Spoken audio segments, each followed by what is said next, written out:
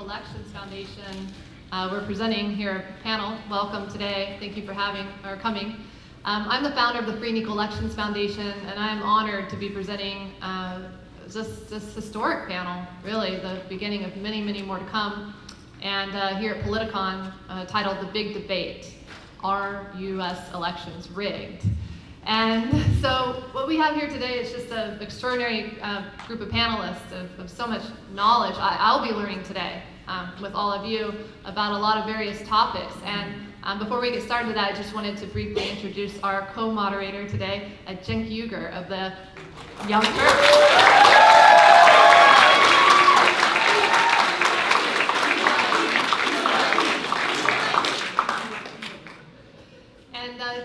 Cenk really stands for, I feel, accountability. He's taken a strong stance for free and fair, free and equal elections, for more voices and more choices with the works that he does beyond the Young Turks.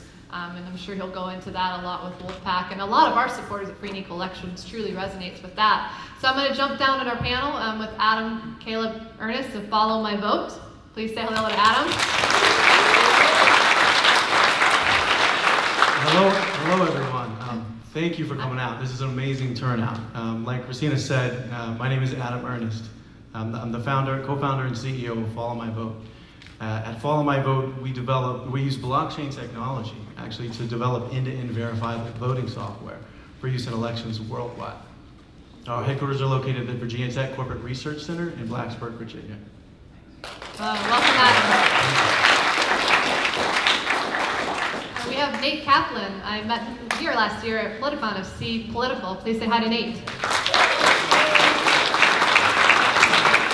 for having me, Christina. My name is Nate Kaplan. I'm the founder of C Political. That's S-E-E Political. What we do is produce short animations explaining ballot measures, because who really wants to sit there and read this thing or this thing, right?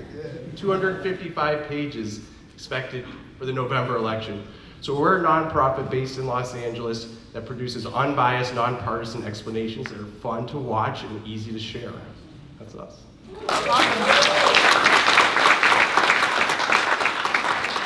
we have Frank Atwood. He's an advocate for approval voting, alternative voting methods. I met Frank a couple years ago in Colorado when we hosted a gubernatorial debate. He's been a huge supporter of our Electoral Reform Symposium. We're having our 3rd annual one there at CU Boulder, November 19th. Frank, welcome. Thank you very much. Approval voting is an alternative voting method that lets you vote for more than one candidate. You still only get one ballot, but on that ballot, you get to vote for as many candidates as you want. I'll give you an example.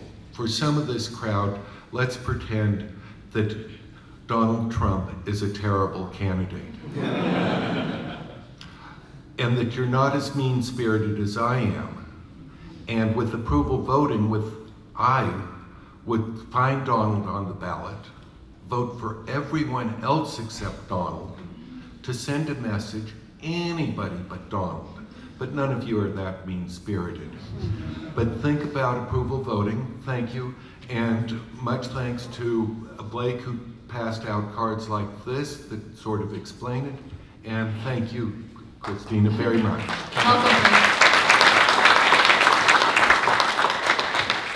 I have a fellow, wow, what a rock star. We have Kimberly, Abels here of Headcount. You may have heard of them, really big on registering people to vote. I see her everywhere. This girl's a go-getter. She doesn't talk, she does. She does both. And I'm just really excited to have her. Kimberly, welcome. Thank you, Christina. Thank you, everybody, for coming. I represent Headcount. We are a nonpartisan nonprofit that gets anybody registered to vote at, we started with music venues, but we ventured out to Ben & Jerry's, Free Cone Day. We just did an entertainment agency recently. So we just try to bridge the gap between the people that just need to get registered to vote, whether it's they need to change their address, young voters, everything. So. And we also need lots of volunteers for LA. So if you have free time, hit me up afterwards.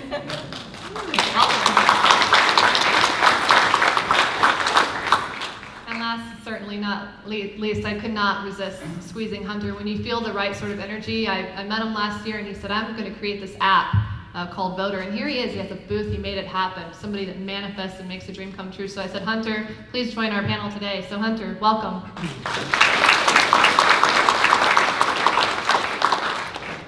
Thanks, guys. So for those of you who haven't checked out the app yet, it's called Voter, and essentially it's like Tinder for politics. You answer a handful of questions, and we can show you which candidates support the same things that you do and have a track record to back that up. That's what sets us apart, is that we look at their entire voting history to see if these people actually, if these candidates actually follow through with what they say publicly. We do that for you very quickly, and so you can spend about 30 seconds in the app and get a really clear idea of sort of who your candidates might be, all the way down to the House of Representatives. We hope to go very local soon, so I encourage you to check it out. And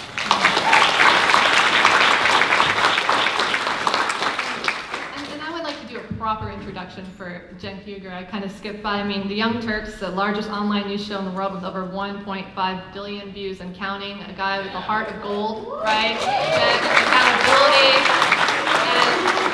And I'm honored and humbled to have him here today. Cenk, could you just say hi and why you're here today? And sure, yeah, thank you.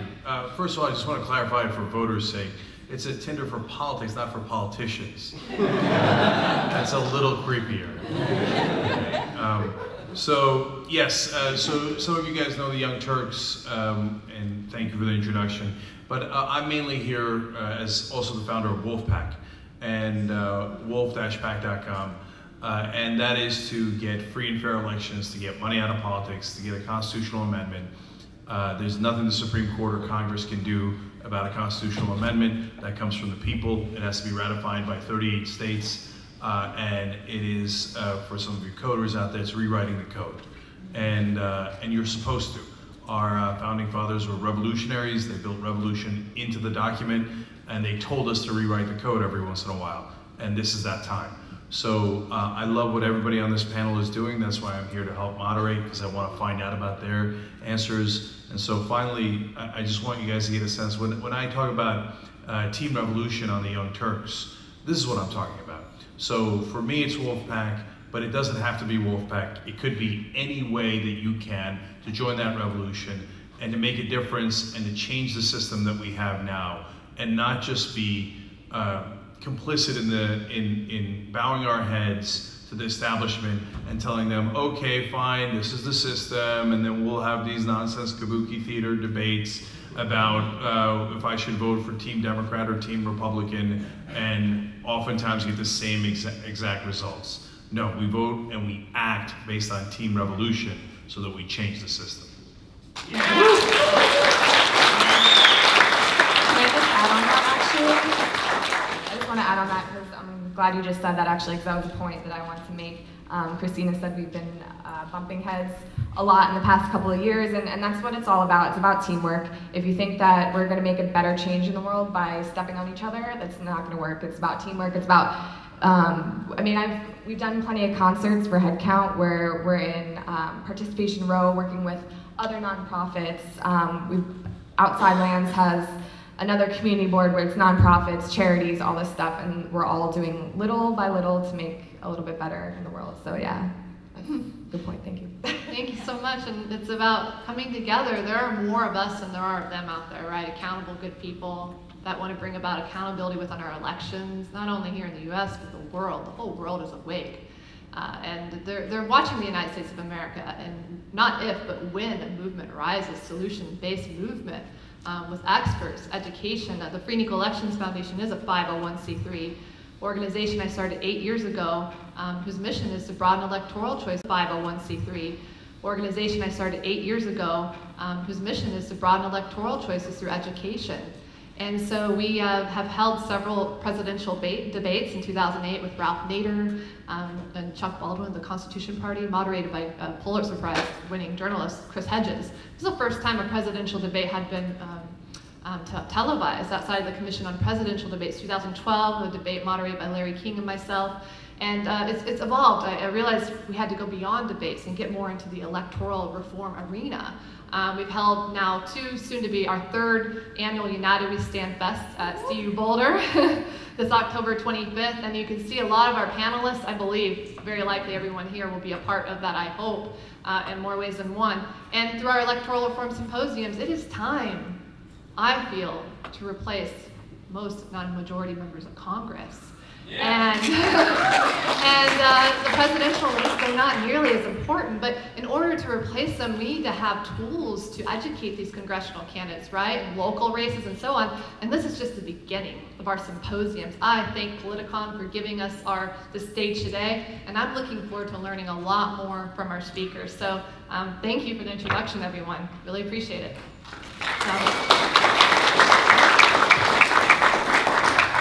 So let's dive in. I want to ask Frank a question first. So Frank, help me and the audience understand how your system works. It's not rank voting. It's so if I like Jill Stein as a hypothetical and I like Hillary Clinton as a hypothetical, I would vote for both of them. I wouldn't rank them 1 or 2. Correct. And then what happens next? Then, like when you're with friends wanting to stay friends, you do a show of hands when selecting a restaurant or movie, and you count the hands in the air. This, in a sense, is show of hands with paper ballots. So you've stayed friends with those friends with approval, with show of hands. You're able to do it with paper ballots so that you're continuing to see what your preferences are. You as a voter decide on your approval threshold. How far down will you go and still approve of it? You're suggesting that you start with Jill Stein, knowing you'd like her, Hillary Clinton, no. You might become mean-spirited like me and go all the way down to anybody but Trump, but you'll decide who you want, and then we'll give each one equal weight, and there'll be less competition between Jill Stein and Hillary, because now you're able to vote for both of them. You're not going to antagonize other candidates. There might be more civility, no promise, but there might be more civility. There'll definitely be more viability and visibility for Jill Stein, because now she is no longer a wasted vote. The 98% of the American public that buys into the wasted vote argument isn't voting for third parties. And this lets you vote for her and give her viability and visibility. The trade-off for Hillary is that you're no longer a threatened spoiler sabotage voter. You're supportive of her also. Hope that answers. Yeah, can I just do a quick follow-up then? The guys who want to do rank voting, bless their hearts, everybody's got a different plan. There's nothing wrong with it. But I did want you to juxtapose the advantage that this has that you think to rank voting. Approval voting in Colorado with 3 of our clerks and county clerks and recorders have all said no additional cost. I don't think IRV can make that claim. Also, IRV, the calculations turn out to be a bit more complicated than what you've experienced with friends with a show of hands. I'm grateful for the IRV effort being out there. I'm concerned that in Australia, IRV has perpetuated two-party dominance. We try to be friends with them, and I think it's mutual. That the current system that I'm going to call choose one plurality voting gives us sabotage, spoilers, split votes. You as the voter angry and frustrated that you can't express an opinion about each candidate. And I'm grateful for the time. Thank you. If I've answered the question. Yeah. Okay. And you went into the paper ballots, and I can't help but just jump 2 more levels down to the right here to Adam, follow my vote. And this is definitely a big issue of online voting versus paper ballots. So I'd love to hear a little bit more about what you do in the blockchain voting, all that sort of stuff in more detail, what that consists of online voting, and why you support it through Follow My Vote. Sure, absolutely. So, blockchain technology has the ability to literally root out any potential of corruption in elections. When we're on a panel right now talking about our elections rigged, I think an even better question would be, are the current processes and systems that are in place to conduct voting the way we conduct voting today, is there a potential for things to be corrupted? And the answer to that question, in my opinion, would be yes. If you look at the current processes and systems that are in play, really what we are relying on in forms of security with respect to our voting systems and processes is procedural security. And when I say procedural security, what I mean is there's a lot of human involvement throughout the process at various stages in the process. And anytime humans are involved in counting votes, registering people, giving people ballots, counting votes, all sort of the process from start to finish. If there's a human element there, there's a potential for corruption. There's also potential just for human error. We're humans, we make mistakes. And so with blockchain technology, really what's happened is we've shifted into a new paradigm of what is technologically possible. And we no longer have to rely on procedural security to ensure that there is security within our elections. Using blockchain technology, we can literally develop an end-to-end verifiable voting system that includes identity verification, voter registration,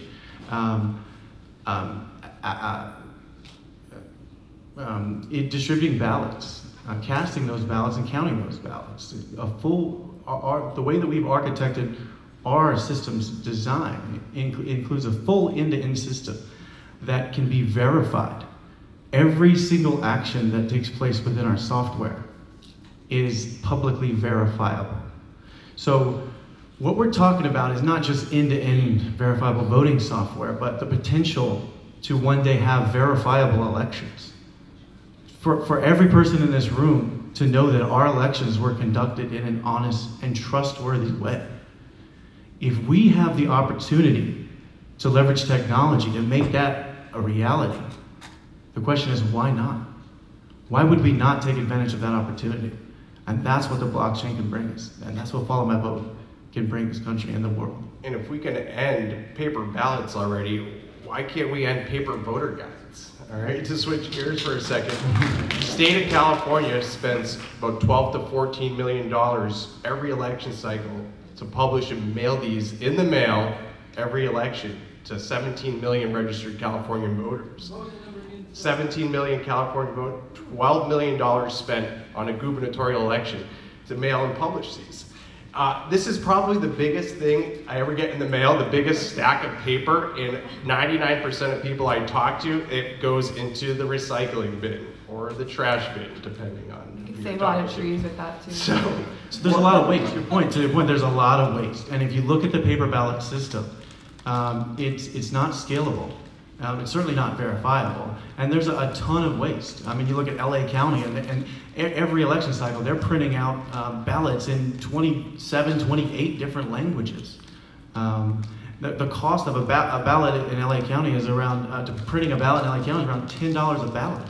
Yeah, it's waste and it's missed opportunities, right? Because you're not hitting certain touch points where most people, our generation, are used to getting information on their phone or on a screen. There isn't too many people, I was going to say under 35, I don't think under 100, that would want to sit there and read a 255-page voter guide. So when I was thinking about this panel and the topic, is the system rigged?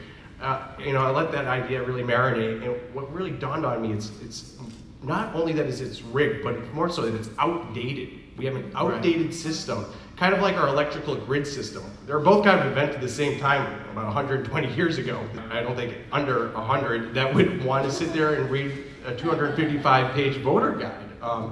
So when I was thinking about this panel and the topic, is the system rigged?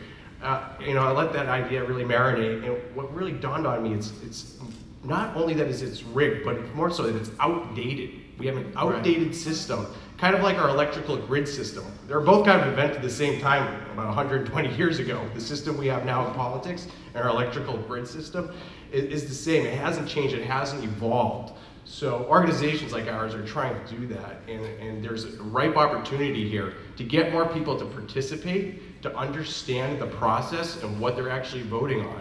And we need to strike while the iron's hot. Yeah, and if I could add that, normally in the world that we live in today, anytime you're introducing advanced technology, cutting edge technology that makes everything else obsolete, normally there is a huge cost associated with upgrading the system. The beautiful thing about blockchain technology and our software is that we are capable of dramatically reducing the costs of hosting an election while improving the technology and the security in which we use to host our elections. Adam, I'm going to jump on something you said really quick, because you and I talked earlier. Sure. What he kept mentioning was the word verifiable, right? Now, I might be preaching to the choir here because this room is probably a lot more informed, civically engaged, educated than your average random sample of United States citizens. But that being said, just to point out what he's saying when he says verifiable, I had the benefit of volunteering as a poll worker for the June 7th primary because I wanted to get an understanding of what actually happens on the ground. Where does my ballot go? What are these practices? How actually, what's the integrity of the system? And I can tell you quite honestly that there is very little to no integrity in our system. The best analogy I can give to that is that it's very much like the TSA.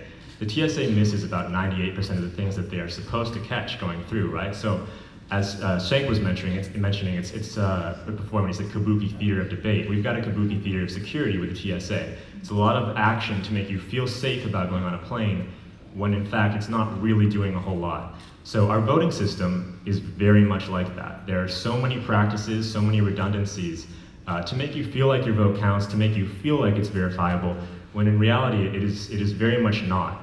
And I can tell you I didn't want that to be the case. I wanted to go in and be impressed by the system, and that was unfortunately not the truth. So what he's describing, verifiable, that means that you can actually make sure that your vote was without a doubt counted. And that's something that should be exciting because it is very far from the reality that we have right now. Yeah, and if I could wrap up on that verifiability point, what we're really saying is using our software, you can literally vote in an election and follow your vote into the ballot box and confirm with your own eyes that your vote was safely and securely stored on the blockchain just as you cast it. Not only that, you could literally audit the results of the entire ballot box to ensure that the election results that are being reported are true and accurate. That's what we mean when we say verifiability. So I've got to follow up on that because I think the number one concern people have is, yeah, but if it's not on paper, it can be hacked.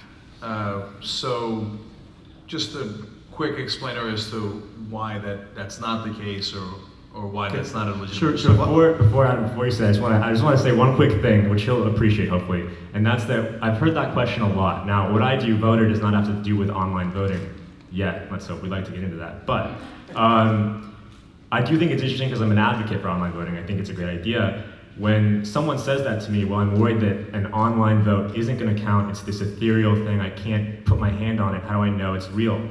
You have to ask them, do you think that your ballot right now counts? Because there's about a 60-40 chance, or a 40-60 chance that it's not going to count. The way things are done right now, it's very much, it's tough to have confidence in that system. Almost anything would be better, and I think Adam can speak to the blockchain as to how that can solve those security issues far beyond what a paper ballot could ever do. Sure, yeah. Thank you. So the security of the blockchain has proven itself over the last 7 years by way of Bitcoin. Blockchain technology was first introduced to the world as the underlying technology behind Bitcoin in 2009. To date, in the last 7 years, the Bitcoin blockchain has not been successfully hacked, not even once. So the technology in and of itself is proven. And we've taken this message and this word to the powers that be at DC and told them, you know, using this technology, we can build a secure online voting system. And they didn't believe us. They said, you know what? You're going to have to prove it. So what are we going to do? We're going to prove it. We're actually hosting a mock election in parallel to the 2016 presidential election as a way to introduce our software to the world and prove that secure online voting can be done. So you don't have to believe me. Just wait till November and we'll prove it. That skepticism sounds so familiar because sometimes we'll have conversations with traditional media and we'll explain the numbers that we get online. And we literally once got, well, I don't understand online numbers. They're the same thing as other numbers. So sometimes the old world has trouble adjusting to the online world, and so I feel your pain. Yeah, and if I could add, you know, we're developing our software as 100% open source software. So anyone in the world can verify every line of code that we write to make sure that there's nothing going on behind the scenes. There are no backdoors to our system. That you can compile the code yourself, you can test it yourself, and you can see that the software obeys the rules in which it was designed to obey. I can say, coming from the heart of Chicago, spending, I don't know, over a decade there and around the Michael Madigan and the Daley faction, the Rahm Emanuel, and seeing even Obama, he got on the ballot. Every challenger that ran against him was knocked off the ballot. But I remember this gentleman that ran for office out there, Tony Pareca, and he thought that there was fraud in the ballot box. And he actually showed up at like midnight, sometime in the middle of the night, and he actually got evidence on television showing that the ballot boxes were tampered with. I mean, it was a really big issue out in Chicago. So I can first and foremost say there's a lot of tampering, I feel. I've seen it. And there's an accountable candidate. He didn't win. He ran a little short on votes. So I mean, definitely the current system, I feel, does benefit in keeping a monopoly between the two-party system. And so I definitely think it's great to explore alternative ways of doing voting. So I'm excited to expand on that in our electoral, third annual Electoral Reform Symposium, November 19th at Colorado University Boulder. So, yeah, can I ask you a question? Because sure. we talked about this at lunch, and I think a lot of people don't know this, and I think it's really interesting. So tell us about how different states have different requirements for petitions, signatures to get on the ballot, because it turns out that if you're a Democrat or Republican, the system in some states is literally rigged on your behalf because it is easier to get on the ballot.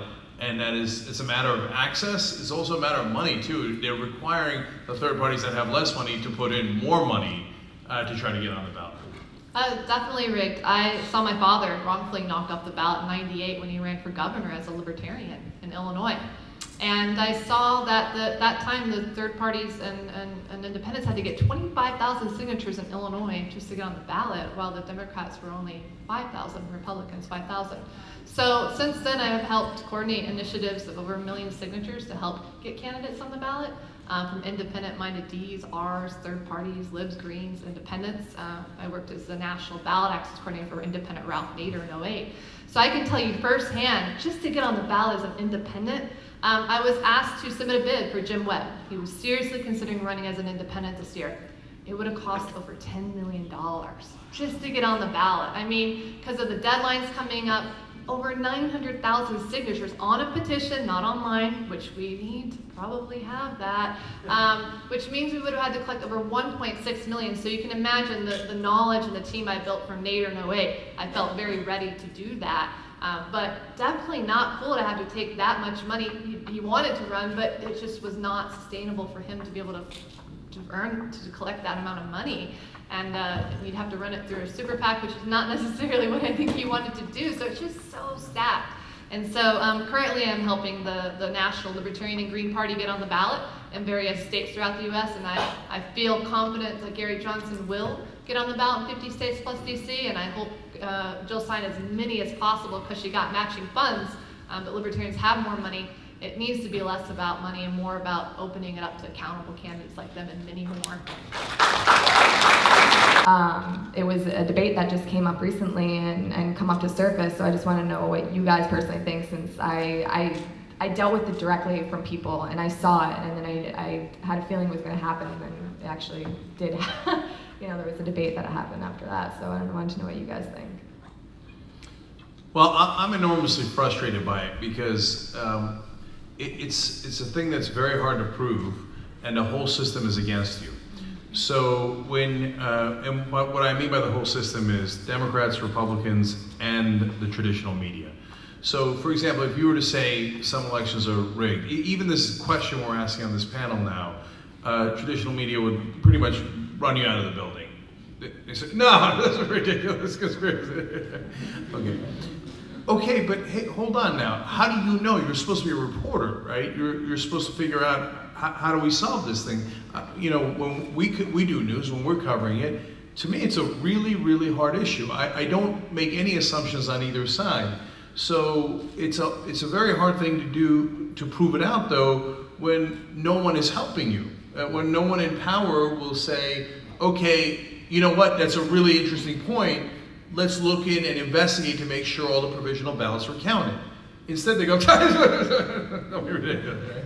Well, then how am I supposed to know, right? And I think when the media does the same thing, I mean, it's so sad because it's just them raising their hand and going, we're not going to do our job. We're just going to trust whatever the government says. And I mean, that's pathetic that we're supposed to be watchdogs of the government. Instead, they become not only not watchdogs, but lapdogs. They actively help the government by saying anything that doesn't have the stamp of credibility of this is by the government or this is by the Republican or Democratic Party is to be dismissed as a conspiracy theory, etc. So look, so I don't dismiss it. On the other hand, and we've got some reporters who we had a little mini documentary that we did on and put on our Young Turks channel about it. But at the same time, I don't know how I can say definitively, yes, the California election was rigged or the New York election was rigged. Now, one thing's clear, and again, the mainstream media refuses to understand or acknowledge this. When Rhode Island says, I'm shutting down 2/3 of my ballot boxes, polling stations, right? Well, okay, somebody made that decision. Why did they make that decision? They obviously wanted less voting. That is not a conspiracy theory. You have to be incredibly stupid not to understand the simplest concept in the world. If you shut down 2/3 of your polling stations, you wanted less voting. Where's the question, right? That's right in front of us. And even for something as simple as that, maybe like, you can't prove anything. What do you mean I can't prove it? They shut down 2/3 of the polling stations. What's there left to prove? That doesn't mean that there's, you know, that somebody made a secret handshake and somebody got money, but it does mean they wanted less voting. So some things are obvious and plain. But if, you know, in terms of did they rig the vote in Arizona, New York, California, super hard to prove. And that's a great segue into, we're talking about the processes and systems. Is the system rigged? Is the ballot box rigged? Well, there's another way, a whole another dimension of thinking about it is are people showing up? I mean, we could talk about voter ID, we could talk about long lines at the polls, but let's scrap those, because those are all people who tried to vote. What about the 65% of the rest of Americans, and especially Californians, and 80% of Angelenos who don't even show up? So we have a culture right now where the frustrating experiences like with Bernie, if you weren't registered a Democrat, you couldn't vote for him by mail. And if you were independent, not independent American Party, which is a much different thing, then you have to request vote by mail to have a Democratic ballot. So there's those situations, but we have a culture now where people don't even care. They don't tune in. 8% of millennials voted in the 2014 gubernatorial elections. Millennials vote less than any generation in American history, but they do more community service and volunteer work than any generation in American history. So there's a huge disconnect with the way we transmit information and communicate what it is that we're voting on, and the people are actually showing up. So, and I didn't even get into non-native English speakers. Non-native English speakers are the most disenfranchised of all populations, because when you try to read this in Spanish, it's like you're trying to read it in Greek. It's like so poorly translated, and it costs a lot. So formats like video and other coding that facilitates the process needs to be embraced. We get so excited when we get 50% turnout. I mean, what about the other half of 18-plus-year-old Americans that aren't even caring? And it's because we have a culture that's mostly perpetuated by mainstream media that does not allow that conversation to be had in a way that we now understand in the 21st century. It's not digital, it's not shareable. Young Turks is a huge kind of outside of the line example of how it can work and how it should work and how media and information can get across. But it's not being embraced by the government. And that could change. I'm not saying it's going to be how it is forever. That's all why we're doing what we're doing. But keeping people away from the polls, not even physically or confusing them, but then to the point of apathy where you don't even care, it's not worth your time to take 2 hours from work or half hour from work, that's when we know we have a major problem. I mean, and how do we fix that? You know, I want to go to Kimberly. You know, Obama, mandatory voting. When I saw them, like, forcing to vote, you're fined. Come on now, that's just not constitutional. I'm all for more voting. I do foresee 18 to 28-year-olds rising. I see Ron Paul once said, if you're ever going to bring about revolutionary change, I like to drop the R and say evolutionary change.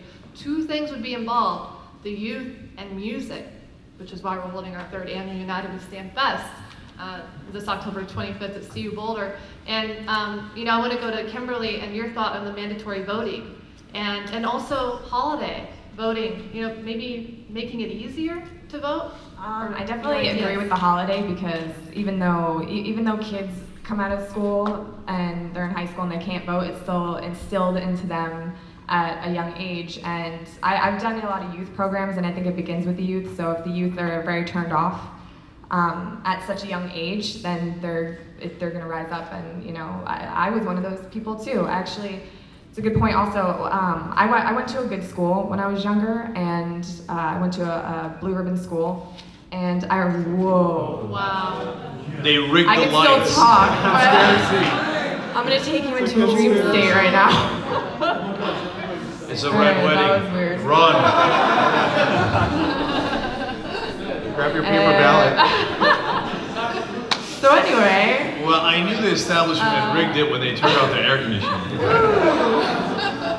Oh my god, that was really weird. All right, so I went to a pretty good school, and I remember that we were given a test of whether we were Republican or Democrat, and I remember taking the test and being like, you know, why am I'm not any of these things, you know, I'm a little bit of this, I'm a little bit of that, and you're taught at such a young age, you know, to be one or the other. And that's why we're all here right now, because we're not, you know, just Republican, we're not just Democrat, or we are, you know, but there's so many other options, you know, so making Election Day a holiday is definitely at least instilling into the youth, you know, that elections are important. And there's a lot of people that are against voting because at a young age, they're just turned off by politics, and politics are everything. Politics are all around you. They're about the issues, you know, that's going on in your local communities, not just the president. We're not just gonna sit around and let somebody else do something for you. So I think it'll help get the youth involved more, for sure, and help the youth turn out, you know, at 18, they'll actually start going to elections now, you know, and making it mandatory, I'm not sure exactly. I know California just passed the law that if you just transfer your driver's license over, that you're automatically registered to vote now, so I might be put out of a job soon. No, I'm just kidding. I'm glad you still need to change your address too, but but yeah, also, through the music too, you do a lot of music. Well, we do a lot of music too. We've branched out even to non-music venues and everything, but everybody listens to music, you know, and we go to so many different audiences and so many different people, so we really connect people with music, and the artists themselves have supported Headcount so much. We have support from Dave Matthews, Bass Nectar, Bob Wire, I don't know how to say his name, sorry. Michael Franti. Michael Franti, and one of my favorite people to work underneath was Jack Johnson. He got everyone involved, really in a community vibe as well. And to get to you guys with the youth involved, Headcount's done a numerous amount of things. A couple of those things were to get people directly involved with Congress and their local representatives. We had Sound Off was one of our initiatives, and it was a dry erase board that said, I am pro whatever, and you just left it blank. You take a picture of them, their issues. I am pro-environmental awareness or whatever the case may be. They take a picture and tweet it because, believe it or not, your representatives have Twitter and Facebook, and we sent them directly through Twitter. So it really showed that, you know, these people care about these issues and it goes directly to them. Also with the voting, we've done a couple times, we've done pledge cards. So our initiative again was to, if they fill out these pledge cards, that they can have a chance to win tickets to any of these 5 festivals. And the pledge cards itself said, "Dear future self, dear future self, I pledge to vote, da da da," and you can write whatever you want on it, and then it's sent back to you right before the election. So you get it in the mail, and it reminds you to vote. And this is good for, you know, tons of us that have tons of stuff going on. You know, you make time for election day and so forth. So that was, we've done a couple initiatives, which are really kind of cool. I'm very wary of incentives or penalties to vote. And I think what you touched on, Kim, education is really the key. Democracy is not inherited, it's taught. And in California schools, you only require 1 semester of civics and government, K through 12. So you're packing 3 branches of government, local, state, politicians, elections, everything in 1 semester.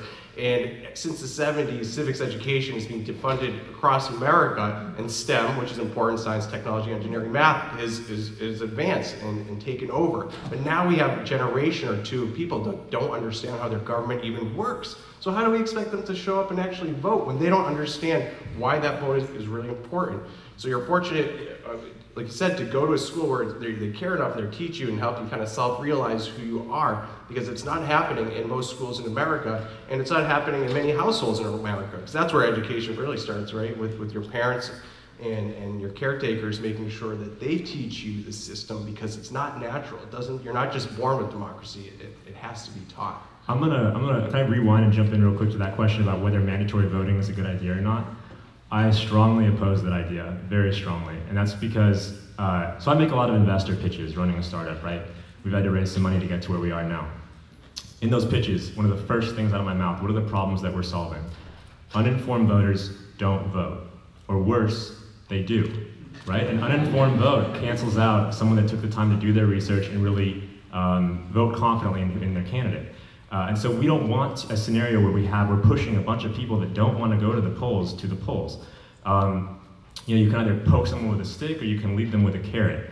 I think people should be incentivized to actually vote, and a lot of it has to do with inconvenience, which is why something like online, you know, secure voting makes a lot of sense. The one other thing I wanted to bring up is that the topic of this panel, which is "Are elections rigged?" right? Depends a lot on the definition of the word rigged. Rigged would mean, does it mean that there's a bad actor or there's foul play? Or does it mean, you know, a system where there's 10% or more probably human error just in the system alone? Is that rigged because there's just so much room for inaccuracy? Or is it rigged only if there's foul play? Just to piggyback on that for a second, if we look at a state like Oregon, for instance, where they do all voting by mail, all right? You know, I could produce a link to a study that showed that the United States Postal Service admits to losing almost 2% of mail that goes through the system. Okay, so some elections are decided by half a percentage point. So just the nature and the process by which we're voting could unfairly impact the outcome of the election.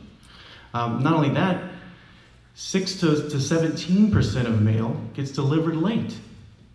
So you have mail getting lost, you have mail getting late, and if you're relying 100% on all ballots to be cast via mail, you know, there's some serious issues there. And you know that's why states like Oregon are ripe, for an online blockchain voting solution, so that they can know for sure the right person is fairly awarded the win. So when you start talking about what the definition of rigged is, it may not even be that there's anything necessarily corrupt going on, but it's the choices that we're making and the processes by which we're conducting our elections could be resulting in the wrong people getting elected. And maybe that could be a definition of rigged. You know, Frank, thanks for your hand. Go ahead real quick. This is with regards to alternative voting methods and the current system, which is one choice, plurality voting. The card that we passed out goes into the details of Duverger's law, which says when you have only one precious vote, you'll end up with two major parties. And with regards to it being rigged, I don't view it as being a rigged system, more initially an unintended consequence. That when elections started with 1776 period time frame, no one really knew the direction to run elections and how to do it best. And so we went with one choice, plurality voting. I want to say there's a better method, and that's approval voting, letting you comment on each candidate so that you'll be less angry and frustrated when you come out of the voting booth. Because you'll be able to, with each candidate, say, do you deserve a thumbs up vote of approval, or will I leave it blank? Thumbs up, leave it blank. And so I'm glad we've kind of discussed the riggedness of elections. And I want to finish this up with a question from Cenk, and I want to have time for the questions from the audience, for sure. I'm definitely feeling the vibes and all. And just on the rigged system, when I look at the ballot access to gerrymandering, to the Electoral College and popular vote and the closed presidential debates, the corrupt mainstream media, the corrupt music industry, corrupt Hollywood, I have to say, when you follow the money, which is where I want to go right here to Cenk, following the money and see where the money comes, who controls the media? Murdoch. Who controls the two-party system? Follow the money. And so going to following the money and you know, with Cenk and his great work with Wolfpack, I'd love to hear more about that, and then we can just kind of get some questions from the audience too after that. Would be great. Yeah, so as you can see, there's a lot of different solutions, and there are unfortunately a number of different problems that we have to address. The reason we started Wolfpack is because we wanted to go to the root of the problem first, because if you can make a difference that unlocks the potential to solve all the other problems, I think that's why we decided that's where our energies were best served. So look, in terms of the rigging, there's a spectrum. So the extreme end, that's where our energies were best served. So look, in terms of the rigging, there's a spectrum. So the extreme end of the spectrum is Jimmy Hoffa taking a bunch of ballot boxes and throwing them in the river. The other end of the system is so obvious and so accepted that we forget to see it. It's right in front of us. So for example, the holiday voting. Why is voting on a Tuesday? That's mental. So you have to go to work, you have to go to college, you have to go to classes, etc. Any rational system would have it on a Saturday or make that day a holiday. The only reason why you keep it on a Tuesday is because you want less people to vote. That's the only reason.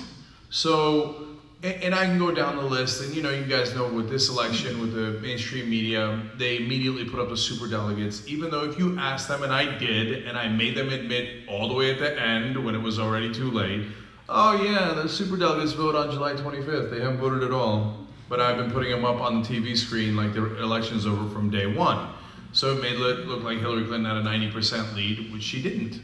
And so that's a form of rigging, and it's in the spectrum. And when you are right about that, that's when they get really touchy, right?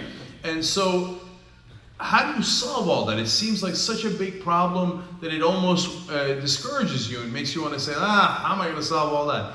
Well, look, here's what you have to understand. It was not always broken. That's a myth. Now, people say, money's always been around, man. Yeah, I know money's always been around. It's always trying to influence power. That's normal, but it hasn't always won. So there was a 40-year period from the New Deal to 1978. So let's call it roughly 1938 to 1978, where they made it really hard to put money into politics. You would have to actually bribe a politician and you could go to jail for it. Now, in that time period, progressives were so strong that Ralph Nader got Richard Nixon to pass the EPA. Pause and think about that. Richard Nixon, I mean, you want to talk about rigging. The guy was the most right-wing, Attila the Hun politician we've ever had. He made Dick Cheney look polite. And Ralph Nader was so strong that Richard Nixon said, I submit, I will do whatever you want. You want me to pass OSHA to protect workers' rights? I'll do it. You want me to pass the EPA, create the EPA to protect the environment? I'll do it. You see, they weren't always in charge. So you can have the right system. But the key to it is, if private interests, and then again, the mainstream media, because they're complicit in this system, will treat this as a conspiracy theory. If someone gives you $1 million, are you likely to be influenced by that person? Every normal human being goes, obviously you are, oh, of course, right? And the media goes, no, $1 million, who cares? $10 million, why would anybody be influenced by that? So if you set up a system where you take money and then you will serve those people who gave you the money. So one of the answers is obviously public financing. They say, oh, that costs a lot of money. You know what costs a lot of money? Every year we give $14 billion to the oil companies in subsidies. They take $14 billion out of your pockets to give literally to the most profitable companies in the world. What the fuck do they need a subsidy for? Right?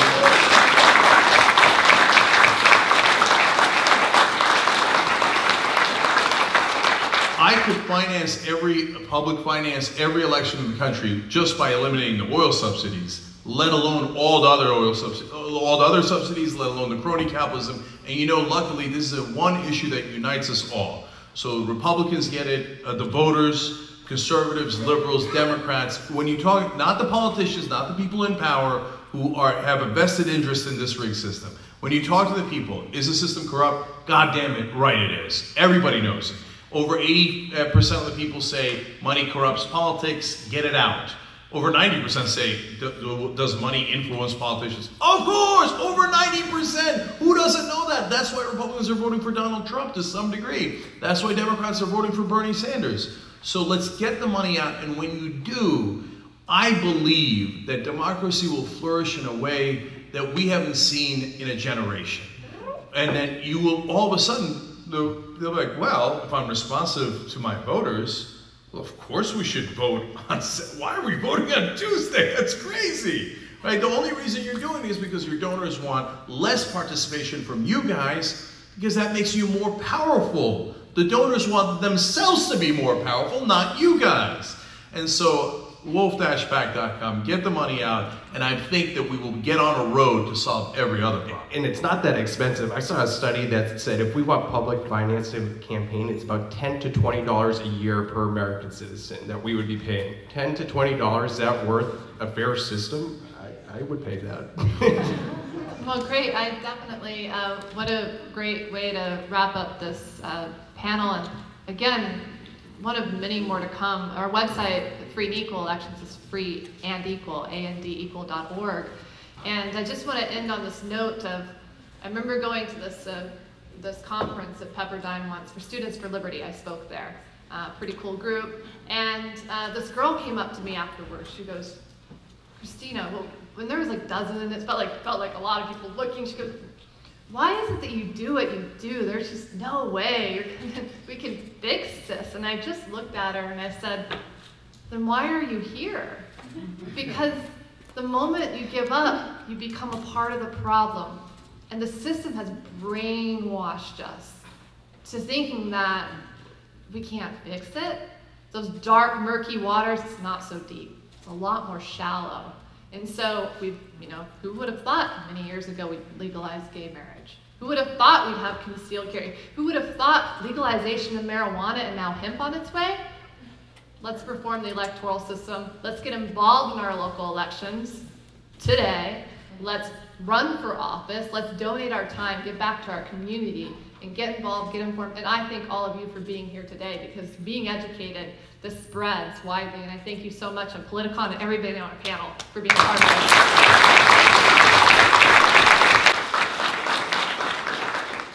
Can't wait for the questions. So let's go ahead and get started. We'll keep it pretty short. Get everybody. Hi, my name is Dina Leibniz, and my question is, I'm a Republican in Los Angeles, so I'm told my vote doesn't count anyway, but I still do it. And so how do we change it so my vote will start to count? You know, with the Electoral College and all that, how do we make it so the votes will start to count? Well, you know, Electoral College only pertains, first of all, for presidential elections. There's so much that happens on the state and local level. You're a Republican in Los Angeles. You're one of only very few people that voted probably for the mayor. Our Mayor Garcetti got elected with fewer votes than any mayor in Los Angeles history since 1933. Not percentage of votes, actual number of votes. So going up and so one vote, a couple hundred votes will actually count always in state and local elections. So let's not lose sight of how important that is. It's so easy to get sucked up with the drama and sexiness of presidential elections. But what goes on, whether that sidewalk is fixed, or you have a bus that can pick you up on time, or your trash gets picked up, we have clean water that comes out of the faucet, those are decisions that are made in our capitals and city halls, and not very much to do with Washington, D.C. And support these organizations. They're the fix. I mean, this is one of a few of many, many more to come, and become informed and educated, and replace, respectfully so, the D's and R's alike with independent, accountable candidates, congressional, local races. So one of the giant ways that things are rigged is gerrymandering. So you have no voice here in LA, because things are so gerrymandered that, I mean, who thinks this is what a district should look like, right? Who creates those laws? Yeah, and who creates those laws? The people who are already in power.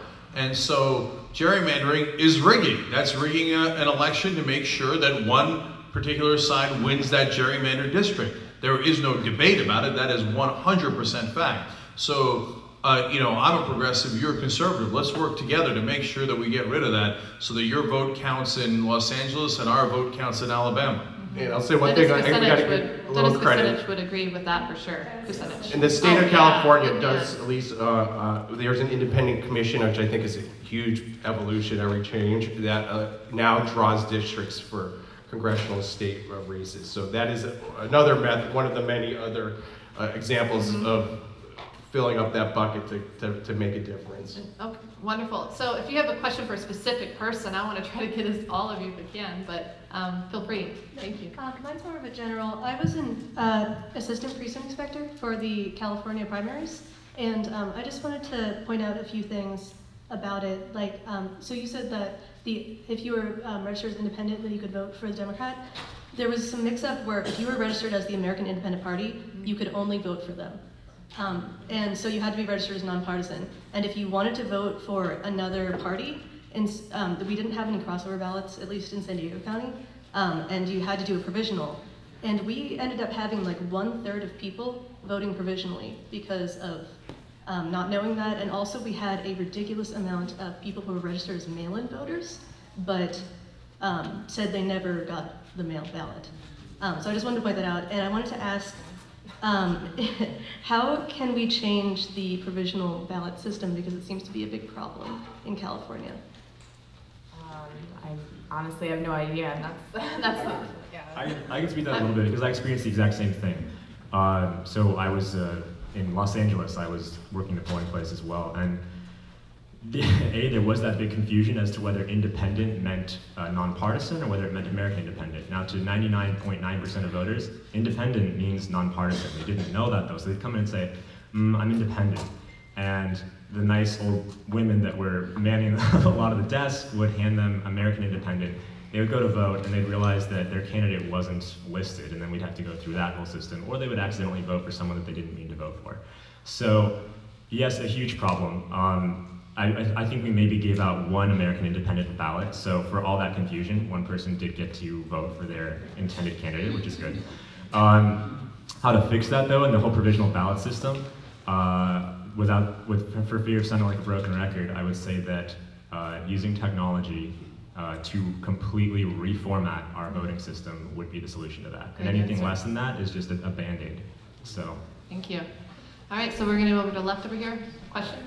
So my name is Jacob, and my question is, in the 1980s, Margaret Thatcher passed a law that tried to put a tax on polling, or like voting, so that like basically to make it so that poor people wouldn't vote because so people would vote for the Tories. We have pretty similar stuff going on here with like gerrymandering or closing down polling booths. And so when she left, or when she tried to pass that, the outcry was tremendous. There were massive protests, and she basically got kicked out of office for that. Why isn't there that much like of a reaction when that type of thing is going on here? At least not even from the country, at least from like the state. Like, why wouldn't Rhode Island do like have massive protests to do that? Why wouldn't each state try to protest gerrymandering? So is it like the place and time, or like is it just what? Yeah, well, part of it is that the traditional media is part of the system, and they don't want you to do that. So anytime anybody does that, they'll scoff. Like, what does that mean, right? That means go home, don't try to do anything, because like the savvy pundits know that nothing can be done, because they're invested in nothing getting done, because almost everyone you see on TV got there through this corrupt system. So they're the people, and a lot of them are super rich. They're the last people on earth that want this system changed. So gerrymandering, every decent American should want that system ended, because it robs you of your power as a voter, it robs you of your democracy, and yet no one on TV will talk about it, care about it, and if you do care about it, they'll treat you with disdain. So, but luckily, the internet exists now, so we're coming for it. That's true, and when we unite across the spectrum and recognize that we can agree on, and we do agree on the bigger issues, Green Party, Libertarian alike, like gerrymandering, I feel that solutions are going to rise, and I think it will be through the arts and music and cultural shift and change is about to come about. Bernie Sanders, Ron Paul, everybody's played, even the Ventura and Ross Perot's and Jim Anderson, that is, have all played a role for paving a way. It's much bigger than one person, and I see that happening through social media, internet, like Cenk said. So I'm going to take 3 people for everyone over here, because the longer line. Go ahead. Question. Oh, well, just because she was next, yeah. There's a shorter line over there, a longer line. Sure. All right, cool. Sorry. Okay, cool. What's that? We arrived at the same time. Oh, you did? Well then, okay, I believe you. Okay. That sounds fair, right? Free and equal? Fairness. That's what it's about.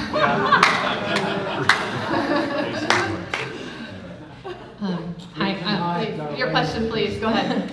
I'm Cheyenne. This is my first election, and I've been volunteering a lot with the Bernie Sanders campaign. I canvassed for him a lot, and something that I came across a lot was that people were telling me, I really like Bernie and I want to vote for him, but I feel like it'd be wasting my vote. I feel like he doesn't have a chance, and I tried my best to tell them that it wouldn't. And I just want to know how I can and how we can all kind of end the skepticism and the pessimism of voting, and actually get people to vote who they want to vote for and not who they want to vote against. I think that goes on what Christina said before. It's the starfish theory. I don't know if anybody knows the starfish story. How this person was walking along the beach and they were throwing, starfish into the ocean, and somebody was like, "Why are you doing that? It's little by little. We need to make changes little by little."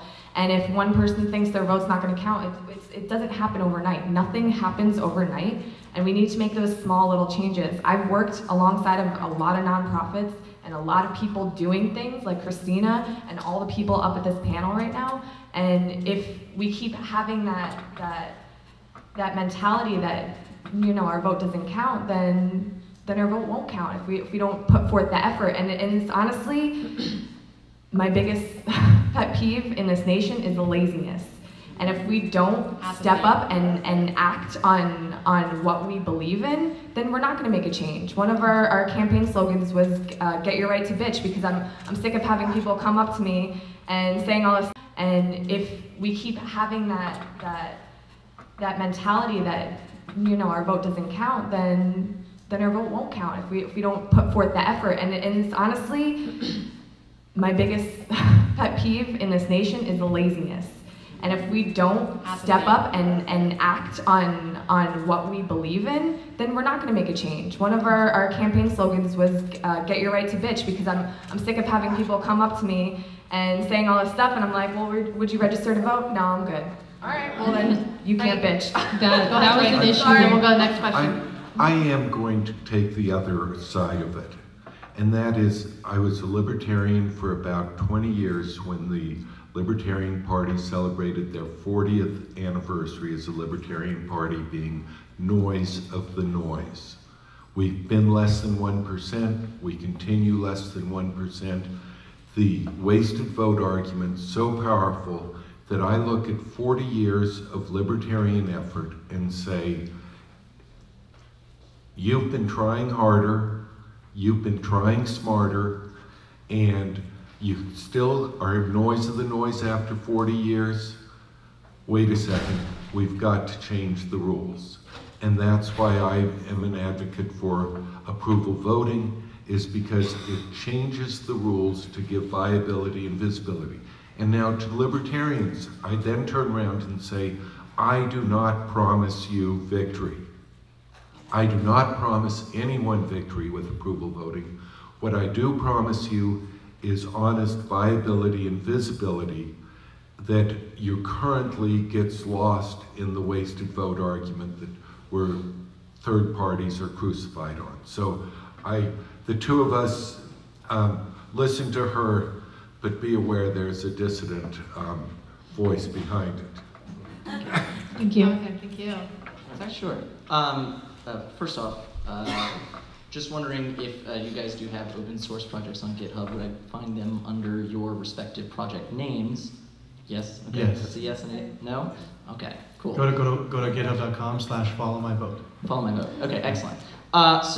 In regards to approval voting, I think it's a very interesting idea. I'd never heard about it until today, and I was wondering if it would also be, and I'm sort of cynical something like this could happen, but wouldn't it be likewise prudent to have, at least for state and federal elections, something more parliamentary in which essentially the percentage of votes your party gets, you have representation in those places. Proportional representation is what I think you're asking about. Yes, sir. That's about what I'm getting at. My problem with proportional representation, which I do find mathematically to be very appealing, is that the majority of time that you see proportional representation, it has come out of a totalitarian regime for a couple decades long, a colonial regime for a couple decades long, or a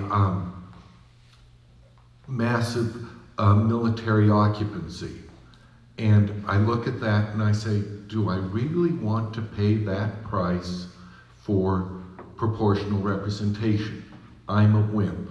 I would rather go with our current ugly gerrymandered systems and single winner districts than go with proportional representation, even though I acknowledge that proportional representation might be the best final system. I personally find myself saying the method to get to the viability and visibility is approval voting rather than try to fight the proportional representation fight. I'm a coward, sorry. Thank you. Thank you, though. Sir? Yeah, good prelude question about open source software. This is for the software guys. I've written piles of computer programs, and I think we all know that you put 5 geniuses in a room to write really nice software, someone else has got 10 geniuses. And so you have blockchain software and it's open source. That doesn't mean that someone can't eventually hack it. I have a hunch that if the NSA, whoever wrote Stuxnet, I don't know who did it, Israel, NSA, someone, you know what I'm talking about, Stuxnet? The software that got into the Iranian centrifuges and spun those things till they broke. Yeah, okay, I'm just saying. So you'll have open source, people can look at it and think it's neat. That doesn't mean that there can't be someone cracking into that and making some very critical switches on you And I wouldn't be surprised if Bitcoin someday turns turtle because someone has decided to do it at some critical time. So I would love to take that one. So you bring up a really good point. You know, technology is technology, and technically, it is possible to hack anything. Right. However, depending on the software and the architecture of the system, it could be highly, highly, highly improbable to a point where you can say it's virtually impossible. We at Follow My Vote are committed to building a secure, verifiable voting system. And when we launch, when we host our mock election in parallel to the 2016 presidential election, there is a possibility that somehow someone might figure out how to hack our system. And if they do, I will say thank you. I will thank them. You know what? Actually, we're inviting hackers from all over the world to try and hack our system during our parallel election. Because if there's a vulnerability in our system, we want to expose it so we can fix it and move forward. We're committed to building a secure system, and we won't stop until we've exposed every vulnerability and fixed it. And you know, you just have to keep up. You know, it's a living, breathing piece of software that evolves with the people over time. It's really, we're a different kind of company. We're a public benefit corporation. You know, we're building a company of, for, and by the people. And Adam, can I jump in? Sure, go ahead. So what you said earlier, you said that any system can technically be hacked. He's not just referring to technology. He's referring to everything, right? Our current system can be hacked, and in many ways is hacked. Now, the barrier to entry for hacking the system, which barrier to entry is higher? Is it more difficult to hack a blockchain-based system, or is it more difficult to hack the current system? Well, I can tell you right now that any random person can go up to a public polling place, pick a name off the public list, and this is by law that this list of people who have voted has to be publicly placed outside a polling place. They can pick a name that has not been crossed off. They can go into that polling place and say, I'm Joe Schmo from this address, yep, that's me, and they can vote for anyone. That person just hacked our voting system, and you better believe that happens all the time. It may not happen in numbers that are significant enough, or at least significant enough to get past the bias of the news media, like Cenk was saying, but I can guarantee you that it does happen. So the barrier to entry to hack something that's, let's say, blockchain-based, to go a little bit like the cryptography, the way that that works, you're right. You'd have to have probably a lot more than 10 geniuses in a room. The Bitcoin market cap is, I don't know how many billion or trillion dollars at this point. It's huge, right? So you better believe that there are people that would certainly like to hack it, and they have not succeeded thus far. So I would say kind of case in point there as a test scenario. I hope you're right. All right, guys, we're way past time. So sorry to everybody online, but we'll be here all night.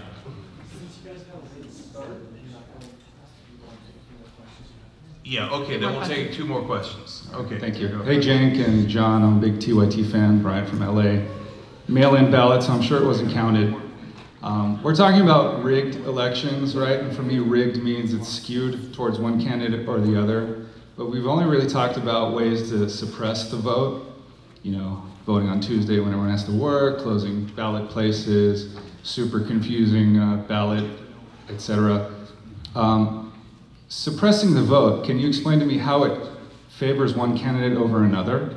That I'm not very clear on. Or does it suppress it for every candidate? So I can give you at least half a dozen examples, but in the interest of time, I'll give you one. So if, for example, you, super confusing ballot, etc. Suppressing the vote, can you explain to me how it favors one candidate over another? That I'm not very clear on. Or does it suppress it for every candidate? So I can give you at least half a dozen examples, but in the interest of time, I'll give you one. So if, for example, you, Arizona in this primary was a very good example. So Hillary Clinton wins mail-in ballots at a much greater rate than Bernie Sanders does, partly because of demographics. She does better with older voters send in their mail-in ballots. Day of voting, Bernie Sanders wins usually significantly. In Arizona, he didn't win day of voting, but he was 4 points away from like 52-48, whereas the overall vote count in Arizona was 15 points in favor of Hillary Clinton. So if you suppress the vote on the day of voting, and by closing down, for example, the voting booths, you know that in that particular case, it will favor Hillary Clinton.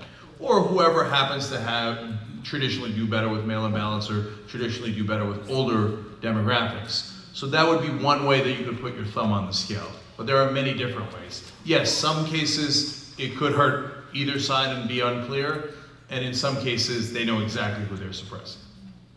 All right, thank you. Real quick, first I'll definitely check for my vote. I think it's great. But one thing that I do wonder is, how do you get the message across that technology, okay, yeah, we're changing to a system that can be hacked, but it's an improvement, okay? It's an improvement from our current system. And to reach this kind of public, so that we actively seek that information and try to understand what's going on, that's fine. It's relatively easy. But how can you present these ideas like approval voting, like remote voting, or electronic voting to other kinds of public, like baby boomers? Like how do you break that thing? And I think, Jake, you're the face of that, like not fighting the mainstream media. So if I could jump in, so I have talked to people from the greatest generation, to the baby boomers, to Generation X, Y, the millennials, and I have talked to, and I have heard people from every generation saying, when I said I'm working to bring the presidential election to your smartphone, they said, thank you, finally I'm going to be able to vote in a convenient, secure way that makes sense, and that's compatible with my life. So I don't think it's a generational thing. I think that every generation, people within every generation want this. I was talking to Frank about this earlier before we talked, but I think it's showing people. For instance, I keep saying it, but we're doing a mock election parallel to the 2016 presidential election. And I told Frank he's going to be really excited about this, but we're going to introduce approval voting within this parallel election. So people are not only going to get to experience what it's going to be like to vote securely and conveniently from your smartphone on election day, but they're going to get to be introduced to new voting methods and be shown a difference in outcome between one voting method versus another. And so you have to show people. People have to. It's not enough to tell people, hey, this is this way, or this is a better way. They have to experience it firsthand. When they experience it firsthand, they understand, and then they can really spread that message. This is our freedom, right? It's education, right? And education empowers us. And the more knowledge we have, the more information we have, the better decisions that we can make. And Frank? I happen to be from Colorado, where they have the caucus system. I, as an observer, attended the Republican caucus system, and that's my precinct, talked with them, and asked them to put forth a motion to use approval voting. And they cooperated. It passed with about 2/3.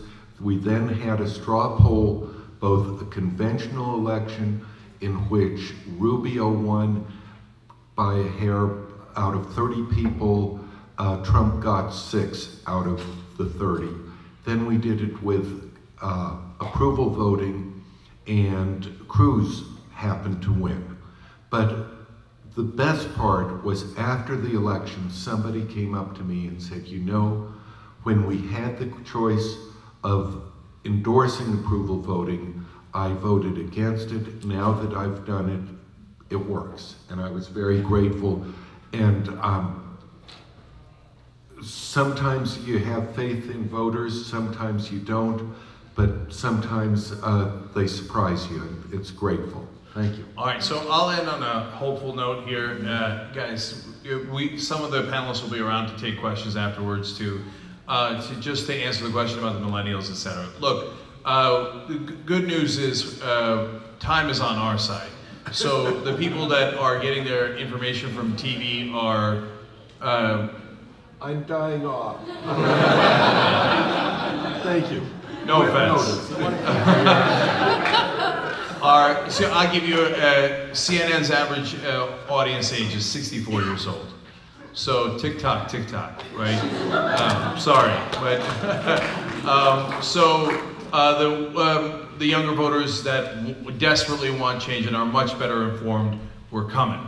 And so I will negotiate with the establishment, but there might have been a miscommunication. We're here to negotiate their surrender. That was a Game of Thrones quote. I do want to say about the millennials.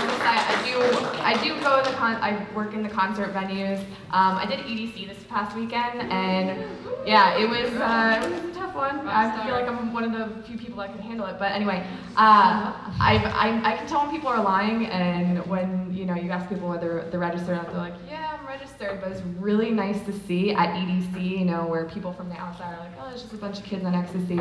There was not only a bunch of kids that were like, yeah, I'm registered to vote, and I can't wait. I already voted in the primaries. I'm gonna vote. They weren't lying. They definitely weren't lying. There was a lot of people. I probably saw like 30 people dressed in American flags. So it's definitely, the consciousness of the millennials is definitely there, and it's happening. So. And check out Free and Equal Elections. We're going to be moderating or hosting another panel discussion, similar debate, are U.S. elections rigged, at Freedom Fest, July 14th through the 17th. It'll be on the 15th. A couple members here, Adam, will be on that panel and so on.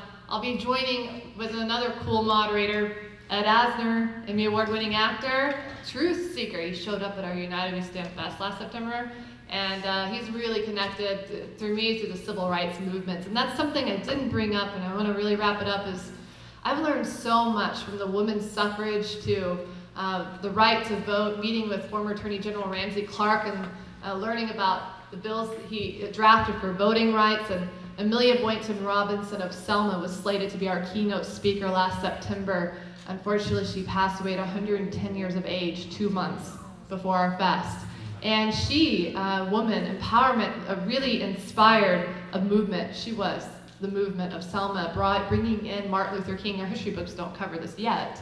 I feel they will someday. And being the first African woman to ever be elected, or to get garnering, I believe, more than 10% of the vote, and it was in Alabama. And it just, the Bridge of Selma, and knowing that she exists, and more people like that exist that go out there and do things. It's good to talk, but to actually go out there and do. And Ralph Nader once said, the true leader creates more leaders, not followers.